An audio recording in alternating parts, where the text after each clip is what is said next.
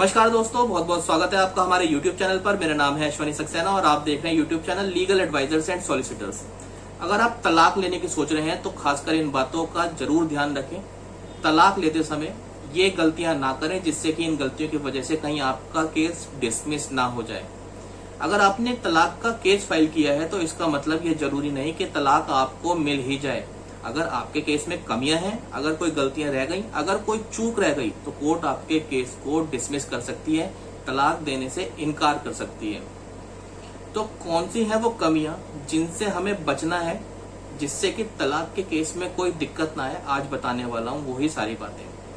4 बड़ी कमियां, 4 बड़ी गलतियां बताऊंगा। अगर जिनसे बच गए तो यकीन मानिए दूसरी पार्टी को आपके केस की कोई काट मिलेगी ही नहीं और आपका तलाक भी बहुत ही आसानी से हो जाएगा। तो दोस्तों बने रहिए मेरे साथ। पहली गलती, पहली कमी जो लोग तलाक के केस में करते हैं वो है तलाक के गलत आधार। तलाक का जब केस फाइल होता है तो उसका आधार होता है निजी वैवाहिक मतभेद। इन्हीं वैवाहिक मतभेदों के इमोशंस में या भावनाओं में बहकर पति या पत्नी में से कोई भी एक जो तलाक की अर्जी लगाता है वो अपने वैवाहिक जीवन की छोटी छोटी घटनाएं भी तलाक के केस में लिख देता है।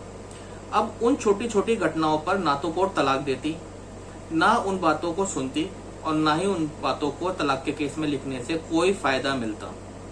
ये एक सबसे बड़ी कमी है जो तलाक के केस में देखने को मिलती है कि पति या पत्नी जिसने भी अर्जी लगाई है तलाक की वो बहुत छोटी छोटी और बारीक बारीक चीजें अपने तलाक के केस में लिख देता है। उनसे कोई फायदा नहीं होता।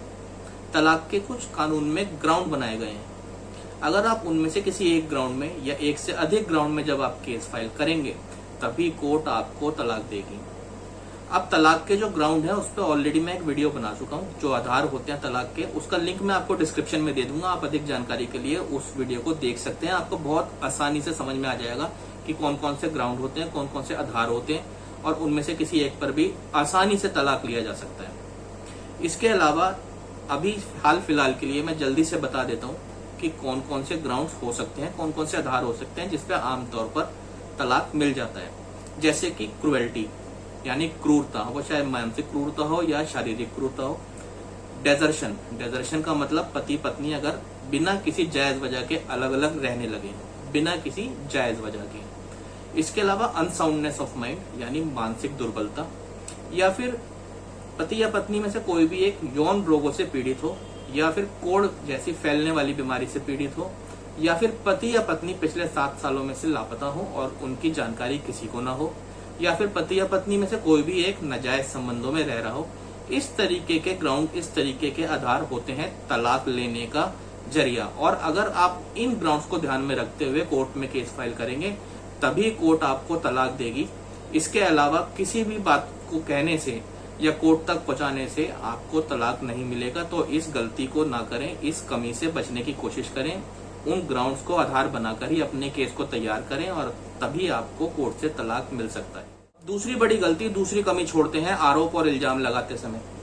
जनरली तलाक के केस में निष्क्रिय और निराधार आरोपों को लगा दिया जाता है, यानी यूजलेस और बेसलेस एलिगेशंस को लिख दिया जाता है। अब यकीन मानिए उससे कोई फायदा नहीं मिलता, कोई फर्क नहीं पड़ता, लेकिन उसका उल्टा खामियाजा, उल्टा नुकसान हमारे केस पे जरूर पड़ता है। जनरली क्या होता है कि जो तलाक के केस चलते हैं वो चलते हैं क्रुएल्टी पे और डेजर्शन पे, यानी क्रूरता पे, चाहे वो मानसिक क्रूरता हो चाहे वो शारीरिक क्रूरता हो।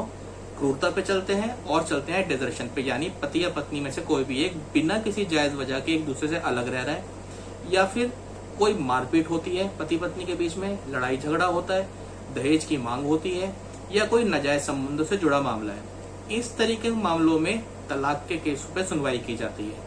पर क्योंकि तलाक का मामला एक केस कम होता है और पति पत्नी के बीच में एक भावनात्मक मुद्दा ज्यादा होता है, इसलिए भावनाओं में बहकर छोटी छोटी नोकझोंक भी पति पत्नी अपने केस में लिख देते हैं। जैसे कि खाने में नमक कम है, रात को चीनी कम थी चाय में, माँ बाप से ज्यादा बात करती है पत्नी, या फिर छोटी छोटी नोकझोंक जिससे किसी का कोई लेना नहीं होता, जो आमतौर पे झगड़े घरों में होते रहते हैं। अब इन छोटी छोटी नोकझोंक को तलाक के केस में लिखने से कोई फायदा नहीं होता और ये एक बहुत बड़ी कमी है जो केस में की जाती है।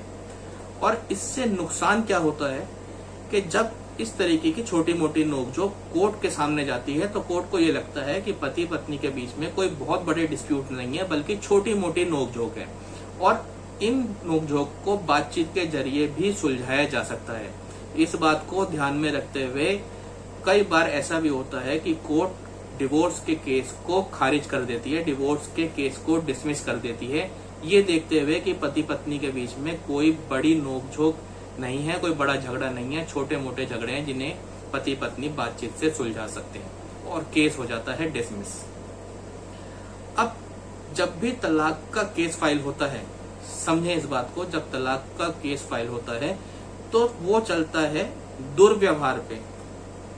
जो क्रूएल्टी, जो क्रूरता की बात की गई है, उससे जुड़ा दुर्व्यवहार कोर्ट तक पहुंचाना होता है। कोर्ट तक उस बात को पहुंचाना होता है कि पति पत्नी के बीच में ऐसा दुर्व्यवहार होता है जिससे दोनों का एक दूसरे के साथ रहना मुमकिन ही नहीं है। छोटी मोटी नोकझोंक तलाक के केस में ना लिखें। तलाक के केस में ऐसा दुर्व्यवहार दिखाना पड़ता है जिससे कोर्ट को ये लगे कि पति पत्नी का एक साथ रहना मुमकिन ही नहीं है, तभी कोर्ट तलाक के केस में ऑर्डर पास करती है और तभी कोर्ट तलाक देती है। तो इस गलती से बचें, छोटी मोटी नोकझोंक को तलाक के केस में ना लिखें। अब तीसरी बड़ी गलती जो करते हैं तलाक के केस में वो होती है आरोपों और सबूतों से जुड़ी हुई। हजारों किस्म के आरोप, हजारों किस्म के एलिगेशन लगा दी केस के अंदर, लेकिन जब उन्हें कोर्ट में साबित करने की बारी आई तो किसी एक एलिगेशन को भी साबित नहीं कर पाए क्योंकि कोई सबूत ही नहीं थे। इस बात का खास ध्यान रखें, जब आप अपने केस में कोई आरोप दूसरे पक्ष पे लगाते हैं तो पहले ये सुनिश्चित कर लें कि अगर कोर्ट में उस बात को साबित करना पड़ा तो क्या आपके पास उसे साबित करने के लिए सबूत है या नहीं। अब जनरली जो एलिगेशंस लगती हैं वो क्रूरता से जुड़े मामलों की ही लगती हैं, जैसे कि कोई मारपीट हुई, लड़ाई झगड़ा हुआ, कोई पुलिस कॉल हुई, या फिर कोई कंप्लेंट आपने करी, या फिर मारपीट के दौरान कुछ चोटें आई जिसका इलाज डॉक्टर के कराया गया, या फिर कुछ शारीरिक या नाजायज संबंधों से जुड़े मामले हैं, पैसे की मांग को लेकर कोई मामले हैं, उससे जुड़ी कोई call recording, video recording, photograph, messages, इस तरीके की कोई भी चीज अगर आपके पास है तो आप उसको अपने केस में लिखवाएं और केस में सबूत के तौर पे पेश भी करें। अब कैसे सबूत हो सकता है, जैसे मान लीजिए लड़ाई झगड़ा हुआ, मारपीट हुई, मारपीट के बाद कोई डॉक्टरी कराई गई, इलाज कराया गया, या किसी सरकारी अस्पताल में एमएलसी कराई गई, उस कागजों को, उन इलाज के कागजों को सबूत के तौर पे कोर्ट में पेश करें और उन बातों को अपने केस में भी लिखवाएं। ऑडियो वीडियो रिकॉर्डिंग है जिसमें कोई दहेज की मांग की गई है या कोई धमकी दी गई है या कोई मारपीट से जुड़ी बात कही गई है, उसको कोर्ट में सही तरीके से पेश करें। इसके अलावा नाजायज संबंधों से जुड़ा कोई मामला है, उससे रिलेटेड कोई फोटोग्राफ है, बातचीत की कोई रिकॉर्डिंग है, या फिर कोई मैसेजेस हैं, चाहे वो टेक्स्ट मैसेज हो, वॉइस मैसेज हो, कुछ भी हो, इन सब बातों को सबूत के तौर पर कोर्ट में पेश करें और इन सब बातों को अपने केस में जरूर लिखवाएं, जिससे कि अगर कोर्ट ने किसी भी बात पर सबूत मांग लिया तो आप सबूत देने के लिए कोर्ट में तैयार हो। अगर आप बहुत सारी एलिगेशंस अपने केस में लगा देंगे और केस में उन एलिगेशंस को प्रूव नहीं कर पाएंगे तो यकीन मानिए बिना एलिगेशन को प्रूव करे कोर्ट आपको तलाक नहीं देगी और आपका केस डिसमिस कर देगी। इसलिए आरोप को सोच समझ कर लगाएं, ये समझ कर लगाएं कि जब आप आरोप लगा रहे हैं तो जरूरत पड़ने पर आप इन्हें साबित भी कर पाएंगे। ये भी एक बड़ी कमी होती है जो तलाक के केस में लोग करते हैं, बहुत सारे आरोप लगा देते हैं और उसके बाद उन्हें साबित ही नहीं कर पाते और तलाक का केस हो जाता है खारिज यानी डिसमिस। अब कई बार ऐसा भी होता है कि हमारे साथ बहुत सी ऐसी घटनाएं होती हैं जिनका हमारे पास कोई कागजी सबूत नहीं होता।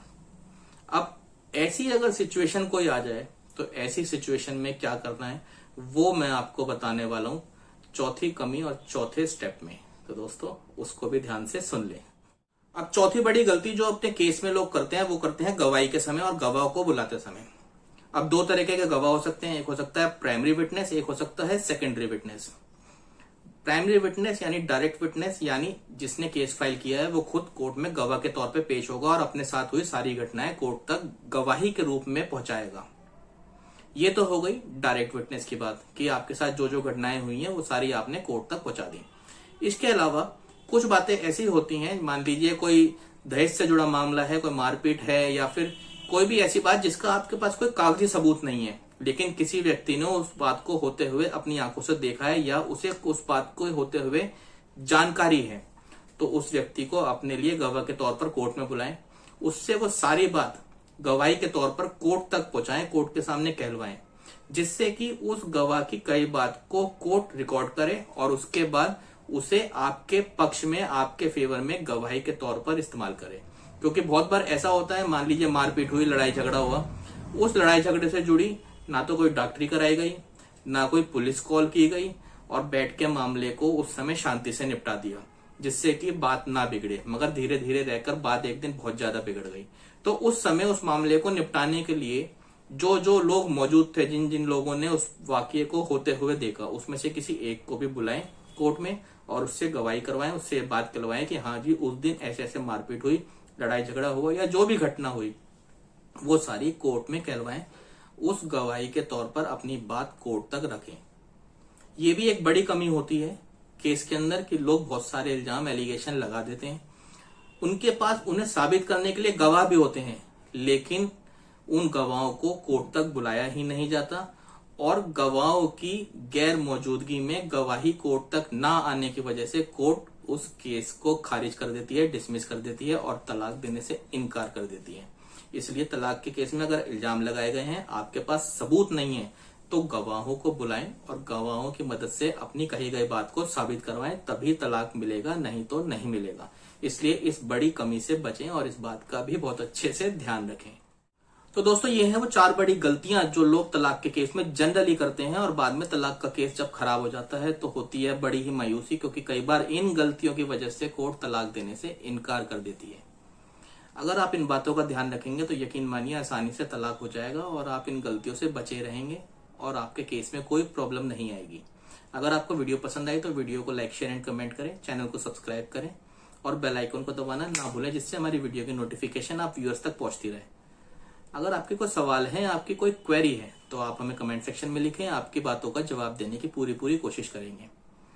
इसी के साथ दोस्तों विदा लेता हूं आपसे, अगली वीडियो में बहुत जल्द मिलूंगा। इसलिए मस्त रहें, स्वस्थ रहें, स्टे सेफ, स्टे अलर्ट। आपका दिन शुभ हो।